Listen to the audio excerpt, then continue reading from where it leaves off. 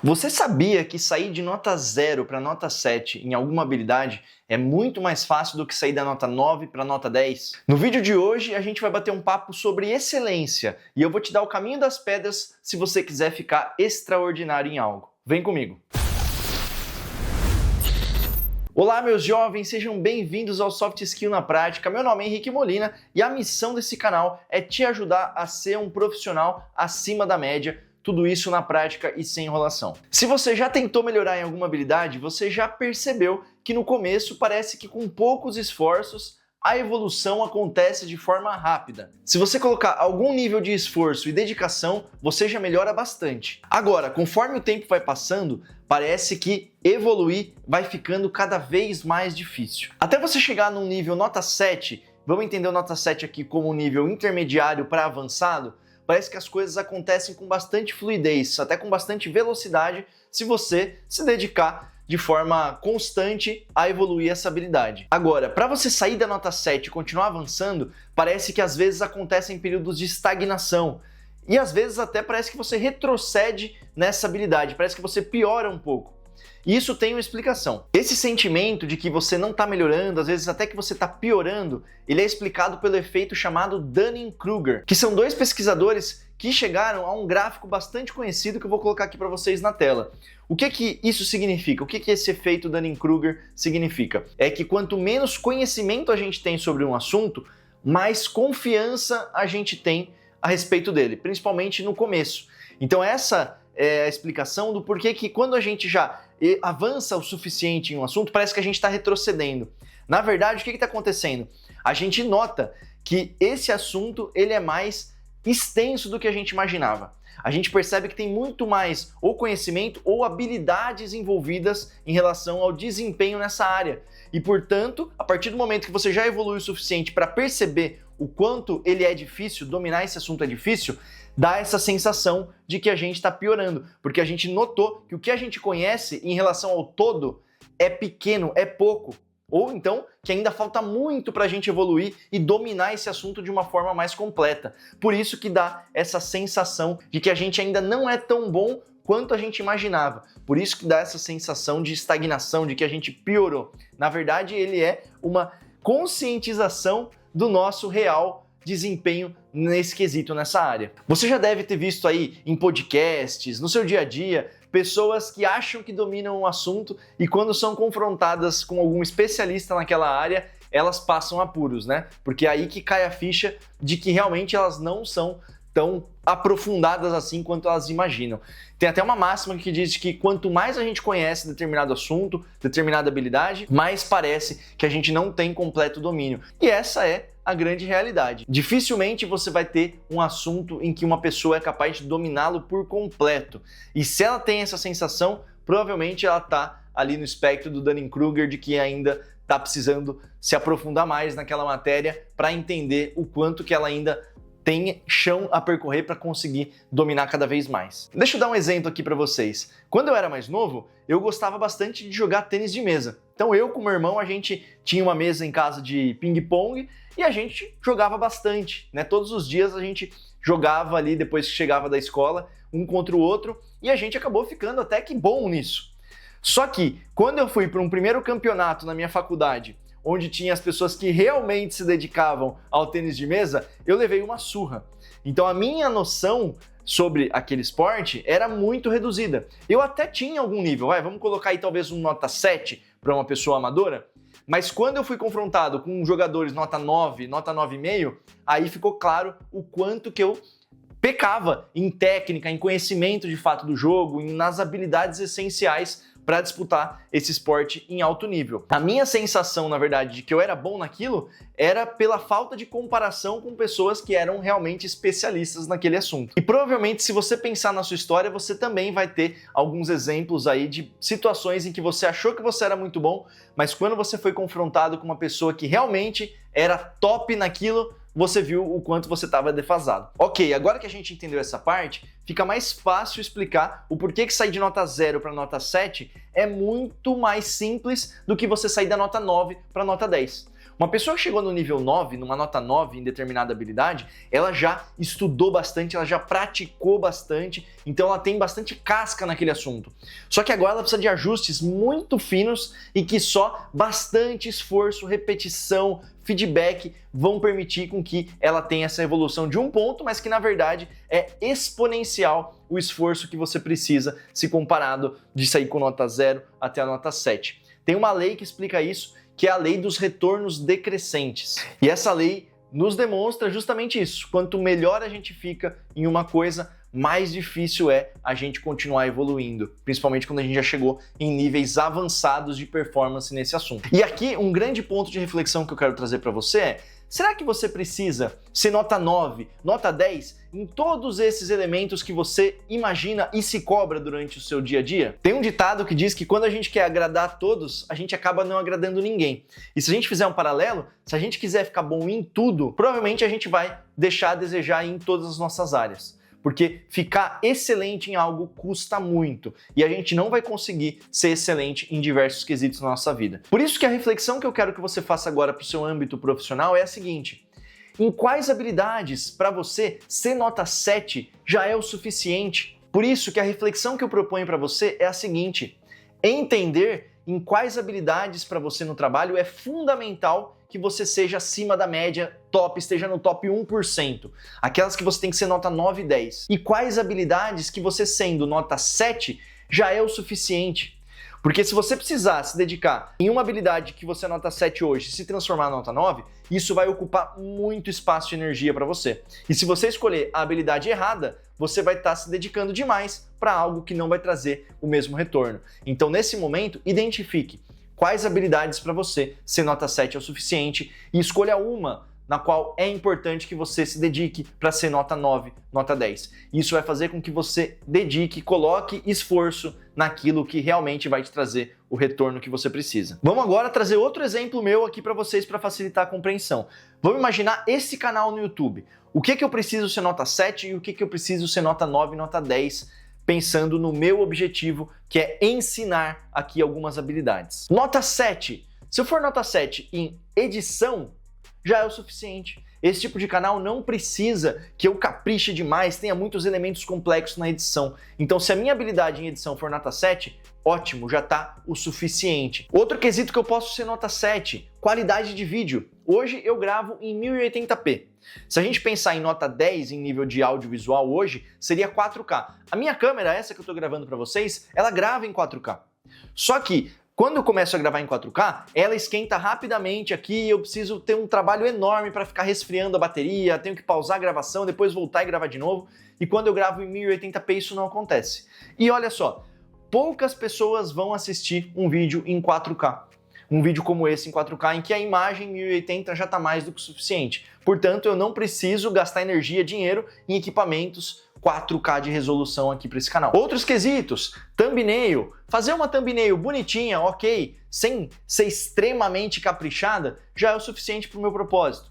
Outro quesito, cenário. Eu poderia investir para ter um cenário ainda melhor? Poderia. Mas esse aqui eu considero que já é o suficiente para aquilo que eu quero transmitir para vocês no vídeo. É um cenário ok, ambientado, tem alguns elementos, mas nada demais, não preciso investir mais muito dinheiro, porque não é isso que vai fazer o canal ter uma grande diferença aqui para a audiência. E um outro elemento que eu posso trazer para vocês, que eu uso pouco aqui no canal, é inteligência artificial. Normalmente, quando eu termino de gravar o vídeo, eu pego o áudio final, coloco na inteligência artificial para que ela me ajude a fazer a descrição do vídeo do YouTube.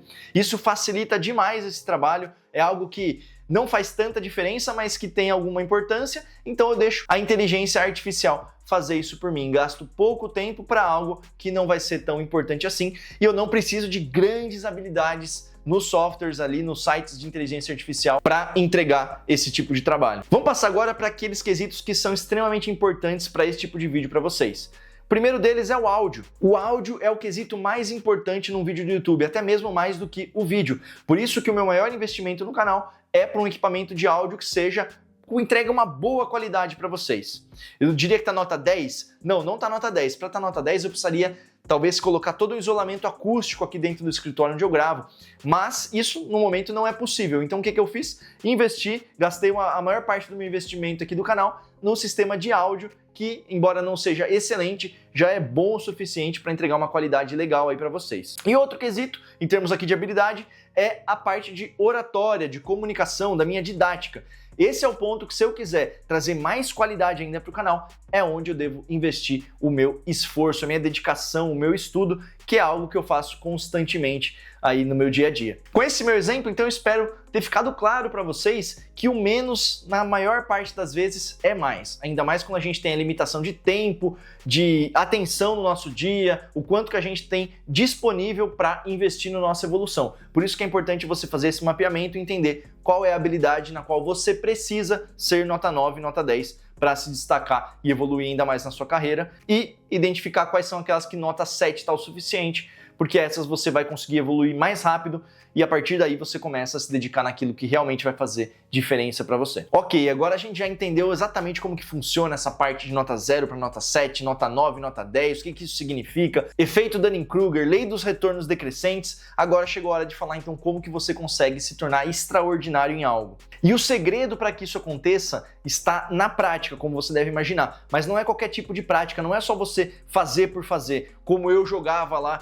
ping-pong com meu irmão. Tava praticando? Tava, mas sem a prática correta para que eu chegasse a um nível de excelência naquilo. E a prática relacionada a esse tipo de evolução é chamada de prática deliberada. A prática deliberada não é uma prática qualquer, praticar por praticar. Não, ela é uma prática estratégica, muito bem elaborada, bem pensada, em pontos específicos de evolução, ou seja, uma prática direcionada. É assim que os grandes atletas olímpicos, atletas de elite, acabam praticando, treinando no dia a dia para se tornarem os melhores de todo mundo naquele esporte. E essa prática consiste em 5 elementos que eu vou passar para vocês agora. O primeiro deles é: treine com objetivos específicos. Ou seja, não adianta você treinar no automático, sem pensar naquilo que você está fazendo. A prática deliberada, gente, é uma prática meio sofrida. Você precisa estar consciente daquilo que você quer evoluir. Durante o treino, estar focado naquilo. Então, dificilmente você vai se divertir bastante fazendo isso. Não, a prática deliberada vai exigir grande esforço, atenção, dedicação para pontos específicos. Por exemplo, quer melhorar a sua comunicação, a sua oratória? Então comece a gravar as suas apresentações. Gravar e assistir, né? Não adianta só gravar e deixar ali no arquivo. Então você precisa consumir depois, se ver fazendo aquilo para você notar, aqui eu tenho esse vício de linguagem, aqui eu acabo fazendo isso aqui um pouquinho demais, eu preciso melhorar em determinado aspecto. E a partir disso você vai conscientemente, na próxima apresentação então, eu preciso tomar cuidado com esse vício de linguagem, eu preciso melhorar nessa habilidade aqui, eu preciso olhar para todo mundo, não olhar para o teto ou para o chão. E a partir disso, quando você for fazer a próxima apresentação, você vai ter isso em mente e vai focar em evoluir nesse quesito. Depois vai assistir a gravação, ver se você conseguiu. Esse é um jeito. Percebe como não é só levantar, falar em público que você vai estar fazendo a prática deliberada? Talvez levantar, fazer uma reunião, conduzir uma apresentação, vai te tirar da nota 0 para a nota 7. Agora, não vai te levar da nota 7 para a nota 10. Você, para isso, vai precisar entender aonde você precisa melhorar, focar em habilidades específicas dentro desse seu objetivo, para que você possa ir aperfeiçoando cada vez mais ao ponto de se tornar um grande especialista. Segundo ponto, sair da zona de conforto. Não tem como, se você quiser evoluir, você vai precisar caminhar fora da sua zona de conforto, que é aquilo que você já sabe fazer, já domina, e se você continuar fazendo só isso, você nunca vai evoluir, você vai permanecer onde você está. Então, para sair do 7 para o 10, você necessariamente vai ter que sair da zona de conforto, e provavelmente você vai ter que sair da zona de conforto todas as vezes para que você consiga, de fato, ter essa evolução. Lembra que eu falei? Você imagina um atleta olímpico treinando na zona de conforto? Não. Todos os dias ele tenta dar um passo a mais, se esforçar onde ele não havia se esforçado ainda para conseguir colher os frutos lá na frente. Terceiro ponto, receba feedback especializado e constante. O que eu quero dizer? Se você quer evoluir, por exemplo, na comunicação, que eu estou trazendo aqui para vocês, o ideal seria você ter um treinador para essa habilidade. Alguém que vai analisar suas apresentações, vai te dar feedback onde você deve melhorar exatamente. Talvez até pessoas com quem você treine para que ela te dê o feedback na hora. Olha só, você fez isso errado aqui nessa sua apresentação. Vai lá agora e faz diferente nesse exato momento para a gente ver como é que fica. Esse treinamento ao vivo, com feedback especializado de alguém que tenha o que acrescentar, que seja melhor do que você naquele assunto, muito provavelmente vai fazer com que você tenha uma evolução mais rápida do que você imagina e com muito mais profundidade, mais domínio. Quarto ponto, ter pontos específicos de aprimoramento. No nosso exemplo aqui da fala, imagina que seja terminar a reunião dentro do tempo. Você é uma pessoa que acaba sendo um pouco prolixa, fala demais e acaba estendendo, passando do tempo que você tinha disponível. E esse vai ser o ponto específico de aprimoramento que você vai ter no seu treino.